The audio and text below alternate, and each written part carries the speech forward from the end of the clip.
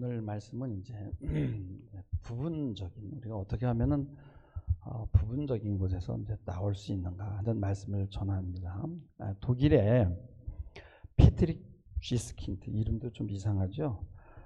이런 사람이 18세기를 배경으로 쓴 소설이 있어요. 향수라는 것인데 영화도 있습니다. 그래서 넷플릭스에서 볼 수 있는데 영화가 좀 칙칙하지만은 여러분 한번 꼭 보시기를 부탁을 드립니다. 주인공은 그레누이라는 사람인데 엄마가 시장에서 이 생선을 파는 사람이에요. 근데 이 4명의 아이를 벌써 사산을 했어요.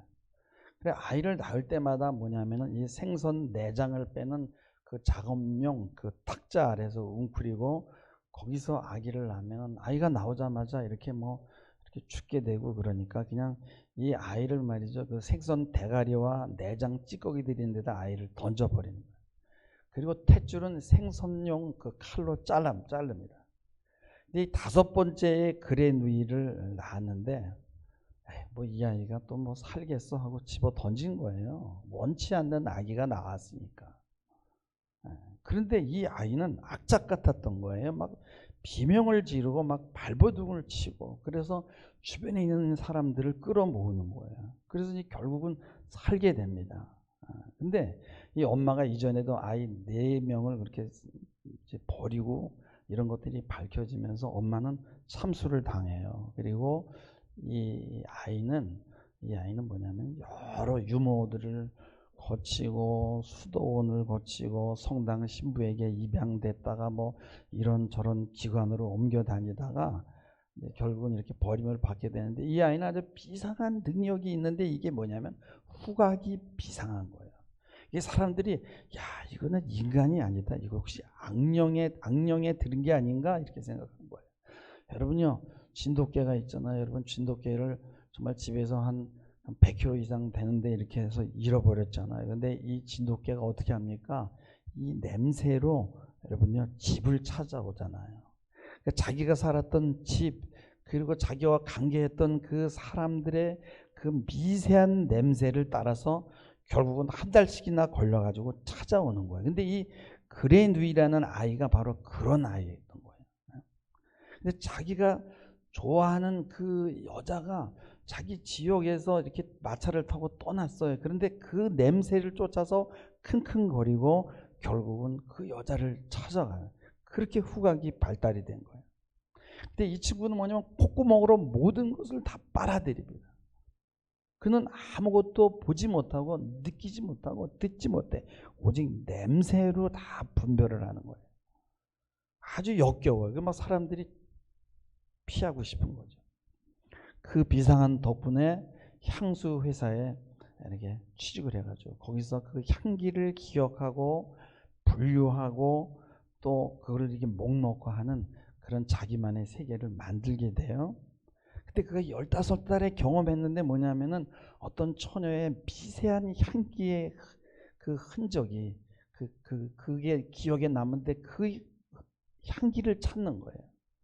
그것을 찾는 일에 모든 것을 집중하게 되는데, 그게 뭐냐면 슈퍼인간의 향기, 매혹시키는 천사의 향기, 사람들을 완전히 그 냄새를 맡으면 완전히 사랑에 빠져버리는, 경외할 수밖에 없는 그런 향기를 창조할 수 있다고 느끼기 시작한 거예요. 그래가지고 24명의 예쁜 처녀들을 살해하고 그걸 막 실험하고 거기서 향기를 뽑아내는 거예요. 그래서 그가 잡혀가지고 사형대에 씁니다. 근데 그 순간에 그 그레누이가 자기가 만든 향기를 몸에다가 뿌리는 거예요. 그러니까 그 사형을 집행하려고 하는 그 망나니와 그 군중들 막 수만 명들이 그 향수에 취해가지고 막 사랑에 빠져들고, 야, 그레누이가 살인자일 리가 없다. 에? 그는 신이다라고 생각하고 막 그 앞에 무릎을 꿇고 막 갑자기 막 성애적인 접촉이 일어나면서 사형 집행장이 막 향락의 축제로 변해버린 거예요. 그래서 그는 위대한 그레누이가 돼버렸어요. 그러니까 동물적인 이 후각 하나로 신이 된 거예요. 거기에는요 도덕도 없고요, 살인죄가 적용이 안 돼요. 초인이니까. 그게 뭐예요? 인간은 이렇게 부분에 사로잡히게 되면은 사람들이 다 놀라는 거예요. 근데 이 그레누이는 뭐야? 아직 인간으로 태어나지 않은 거예요. 왜 이런 일이 벌어졌냐? 그는 사랑받지 못해서 원치 않는 아이로 태어난 거예요. 그래서 버림을 받은 거거든요. 근데 살기 위해서 어떻게 하냐? 그 부분 능력을 발달시켜야 된다. 그래서 무언가 뛰어난 사람들은요, 뭐 한 가지에 뛰어난 사람은 대개 사랑받지 못한 사람인 경우가 많다는 거예요. 여러분, 개처럼 코로 킁킁거리고 동물처럼 사는데 무슨 도덕이 있어요? 여러분요, 그 후각이 그렇게 뛰어나게 된 거는요, 아무도 그를 환영하거나 받아주지 않았어요. 그래서 생존하기 위해서 후각을 발달시킨 거예요. 뭐 언어 능력, 청각, 시각, 미각 이런 것들은 다 없는 거예요. 그리고 후각 하나만 발달시킨. 그게 뭐야? 괴물이 된 거예요. 그게 뭐예요? 동물이 된 겁니다. 여러분은 그런 능력은 진돗개한테도 있어요. 사람 24명을 죽이고 전혀 느낌이 없어요. 이런 사람에게 무슨 도덕 교육이 가능해요? 그냥 본능만 있는 거예요. 이런 사람에게 어떻게 신앙이 들어갑니까?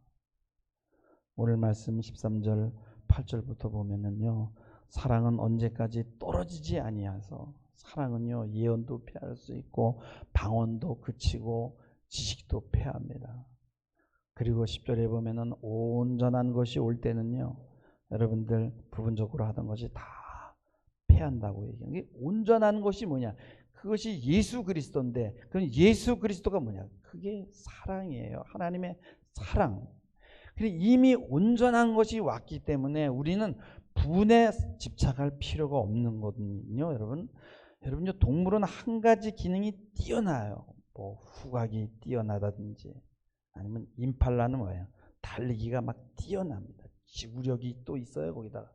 그러니까 표 보면 순간 속도가 임팔라보다 빠르지만은요, 지구력이 부족해서 빠른 시간 안에 사냥에 성공하지 않으면 임팔라를 못 잡아요. 독수리는요 1km 상공에서 쥐를 봐요. 쥐는 약하지만요 번식 능력이 대단해요.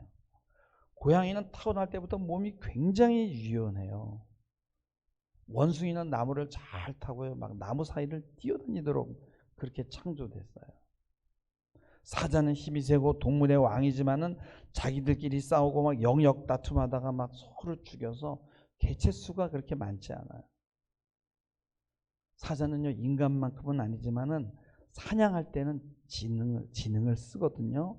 동물이 후각이 발달돼 있으니까요, 바람의 반대 방향에서 자기 냄새를 안 풍기기 위해서 웅크리고 기다립니다. 하나님은요 동물에게 어떤 특별한 기능만 줬지 모든 것을 다 주지 않았어요. 근데 인간은 그 모든 기능을 다 줬는데 아주 특별하지 않고 두루뭉술하게 준 거야. 후각도, 청각도, 시각도, 미각도, 달리기도, 생각하는 능력도 다 두루뭉술한 거예요. 적당히 있는 거예요. 그래서 우리 인간은 뭐냐면 연장이 필요해요. 자세히 보려면 현미경을 만들어야 되고, 빨리 달리려면 자동차를 만들어야 돼요. 하나님이 동물보다 조금 낮게 준 게 뭐냐면 이성의 능력인데, 사실 이 이성의 능력도 적절하게 있는 거예요. 그러니까 이성의 능력이 뛰어난 사람들도 이상한 거예요. 그 사람은요 뭔가가 타고날 때 결핍이 있는 거예요. 태어날 때. 그래서 이성도 갈고 닦고 노력한 사람들이 굉장히 또 뛰어나겠죠. 그래서 너무 머리가 좋다 그러면 그 사람은 좀 뭔가 문제가 있구나. 살기 위해서 이성의 능력을 아주 발달시켰다라고 생각하면 되는 거예요. 이스라엘의 그 역사학자 유발 하바리가 사피엔스라는 책에서 그랬어요. 인류가 모든 동물계의 영장으로 등장할 수 있는 원인이 뭐냐? 그건 소통할 수 있는 능력이라고 그렇게 반복해서 강조합니다. 근데 여러분, 소통이 그냥 이루어지는 게 아니에요. 소통을 잘하기 위해서는 소통을 잘하는 가정에서 자라야 돼요. 막 억압적이고 막 명령하고 말이 없는 가정에서 자란 아이는 소통을 못해요. 소통을 못했다는 건 뭐예요? 왜곡된 사랑을 받고 자랐다는 거예요. 그래서 외적으로 뭔가 막히면요, 원인을 분석하면요 쉽게 해결이 돼요. 서울 시촌에서요 자동차가 가다가 그냥 땅이 꺼졌어요. 그냥 바로 그냥 원인 분석하고 거기다가 흙을 붓고 아스콘을 깔아가지고 그냥 금방 차가 다녀요. 산사태로 폭설이 일어나서 길이 막히면 포크레인으로 금방 길을 뚫고 눈을 치우면 차가 지나다녀요. 근데 우리 인간의 내면이나 이 심리적, 이 정신적으로 뭔가가 막히면 쉽게 해결이 안 됩니다. 워낙 이 정신이 복잡해서 정교한 작업이 필요한데 이거는 과학의 영역을 넘어가는 거예요. 그리고 우리 인간은 뭐야? 사랑받을 때 소통할 수 있단 말이에요. 가정에서도 사랑받고 자라면 소통을 배우고 도덕을 배우고 위계를 배우게 되는 거예요. 여러분 보세요. 싸우는 사람들을 잘 보세요. 그 사람들은요, 이 객관적인 생각을 하지를 못해요. 자기만 옳다고 그러고 자기만 억울하다 그래요. 그래서 우리가 사는 세계는요, 누구나 받아들일 수 있는 보편적인 무엇이 있는데 그게 뭐냐? 도덕이란 말이에요. 공동체에서 살면서 우리가 배울 수 있는 게 도덕이에요. 도덕이란 뭐예요? 상대방을 배려할 줄 아는 거 아니겠어요? 근데 이 도덕이라는 건 뭐냐면 이 세상으로 나온 사람에게만 해당이 된다는 거예요. 엄마의 자궁이라는 건 뭐예요? 거기는 동굴이에요. 편안하지만은 거기에는 소통이 없어요. 그냥 엄마의 탯줄을 이용해서 그냥 받아들이기만 하면 되는 거예요. 아주 원시적인 소통만 있는 거예요. 그 속에 산다는 게 뭐예요? 그게 바로 히치꼬벌이란 말이에요. 오직 방 속에 처박혀 있는 거예요. 우린 여러분이 이 세상에서 너무나 이해가 안 되는 사람들을 많이 만나요. 근데 우리가 생각해도 저거 왜 저러지? 도대체 이유가 뭐지? 도대체 왜 저런 행동을 하지? 도무지 우리 세계에서는 해석을 할 수가 없어. 대낮에 일본도를 듣고 멀쩡한 사람을 찔러 죽이는 거예요. 애인에게 이별을 통보하면요, 애인을 칼로 찌릅니다. 그래 기자들이 몰려와서 피해자에게 사과하고 싶지 않으세요? 그러면 자기는 잘못한 게 없다고 그래요. 근데 사람들은 야 저런 철면피가 있나라고 얘기하는데 그건 철면피가 아니라 아직 인간으로 태어나질 않은 거란 말이에요. 우리는 그가 낯설어요. 근데 그도 우리가 낯설어요. 그는 이 세상이 낯선 거예요. 아직 태어나지 않았기 때문에. 근데 프로파일러들이 막 저거는 의존형 인간이다 뭐 어떻게 좀 해석해 보려고 막 개념어를 만들어내요. 근데 답을 알지 못하는 거예요. 이미 그들은 다른 세상에 살고 있는 거예요. 여러분 저 파리가요 집안에서 날아다닙니다. 냉장고가 있어요. 그러면 우리 인간은요 그 냉장고는 뭐 과일이나 뭐 야채들이 상하지 않게 거기다 저장하는 도구라고 생각하지만은 파리는 뭐예요? 날아다니는데 그냥 장애물로 인식한단 말이에요. 그러니까 파리만 가지고 있는 독특한 세계관이 있단 말이죠. 근데 우리 인간도 잘 보면 우리가 사는 세계관에 갇혀 있거든요. 시간에 갇혀 있고 우리의 눈에 보이는 세계관에 갇혀 있단 말이에요. 그러니까 뭐 4차원, 5차원, 6차원 세계는 우리는 인지할 수 없어요. 근데요, 우리는 시간과 공간이란 이 3차원의 세계에 사는데 이거보다 더 낮은 차원의 사람들이 있어요. 1차원이나 2차원, 점이나 선, 평면 이런 데서 그런 데서 사는 인간들이 거기서 나오지 못하는 갇혀가지고 나오지 못하는 인간들이 있단 말이죠. 그들은요 3차원의 세계를 알 수가 없는 거예요. 네? 그러니까 엄마의 자궁과 세상의 어디 중간쯤 정도에 머무는 거예요. 그래서 엄마의 자궁에 들어갔다가 또 나왔다가 세상이 낯설면 다시 얼른 엄마의 자궁 속으로 들어가는 거예요. 근데 여러분이 올림픽은 뭐예요? 장을 만들어 놓고 어떤 한 분야에 뛰어난 사람을 찾아내는 거거든요. 근데 여러분이 수영 선수가 금메달을 땄어요. 지가 물고기보다 잘 헤엄쳐요? 지가 아무리 달리기 잘해도요 표범보다 잘 뛰어요? 아무리 높이뛰기를 잘해도요 여러분요 벼루기보다 못해요. 벼루기는 자기 키의 200배를 뛰는 거예요. 그러니까 하나님이 동물에게 준 능력을 개발하는 것이 올림픽이에요. 동물의 흉내를 내는 거예요.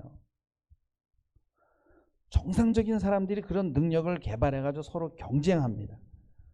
근데 올림픽 무대가 아닌데 이 세상 어디에서 한 가지 부분에 뛰어나면 어떤 일이 일어나냐. 뭐가 이렇게 뭘 이렇게 아주 확대해가지고 뭐 이렇게 시각도 뛰어나고 청각도 정상이 아니야. 그럼 무서운 일이 일어나게 되는 거예요. 왜냐면 집착하다가 망상에 빠지니까. 그래서 우리는 전체가 두루두루 발달해야 돼요. 그러면 인간이 되다가 말았다고 생각해 보세요.